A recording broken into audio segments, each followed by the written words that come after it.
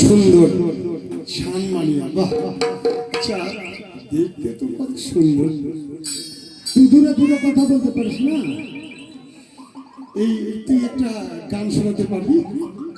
এ ভগবান, এখন যদি তোর বাড়িতে আমি গানা গাইবো না, আর আমার মাঝে যদি জানতে পারে, এ মারতে মারতে বাবার বাড়িতে থুনে আসবে।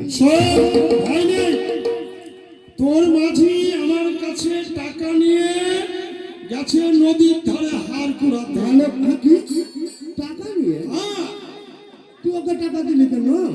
ও কি বললো জানিস? কি বলেছে? বললো আমার বাড়ি আজকে আমাদের বদলা পুজো আছে, শাশুড়ি এসেছে, ঠাকুরজি এসেছে, শালি এসেছে।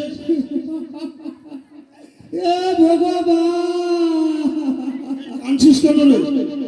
আমি আমার বাবার একা মেয়ে না, ও ঠাকুরজি কোথা বলো? ও তুই তোর বাবার একা মেয়ে? একা মেয়ে তো আমাকে বললো ঠাকুরজি এসছে, শালি এসছে, এইসব বললো। বললো এখন বদলা পূজা হবে, তো কখন? গান মাসে হয় না? তা আমি জানি না কি তোদের নিয়ম কারণ, আমাকে এই বলে 1500 টাকা নেয়। দেখো তো, এ টাকা নিল না, তখন মদ খেন সব ফুরান দেবে। ও মদ খেয়ে ফুরিয়ে দেবে।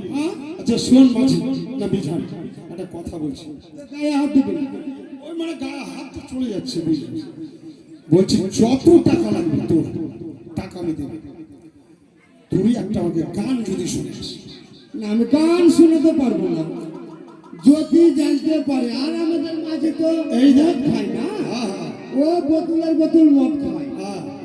এ যদি নেশা ধরে, আমি যদি গান গাই, আমাকে মারতে মারতে বাবার বাড়িতে। এই যা তার ব্যবস্থা করছি। দরজা লাগিয়ে দিলাম, জানলাটা বন্ধ করে দিলাম। এই থাকা জানলাটা ফাঁকা আছে। এটা কাছে জানলা ছিল বুঝলি, সুন্দর করে দিল।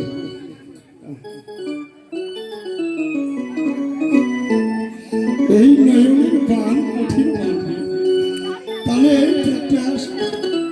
তোর আমার একটা ছবি তুলে নি। তুই এমন করছিস কেন? তোর হাতে মোবাইল কই? এটা টানবি না আমাকে? তো এক জায়গায় না ছবি হবে। আচ্ছা গান বল, গান বল, গান শুনি। দেখ মন্ডল, গান বলবো, যদি আমার মাঝে যেন জানতো না। না না না, ওরা জানি না সে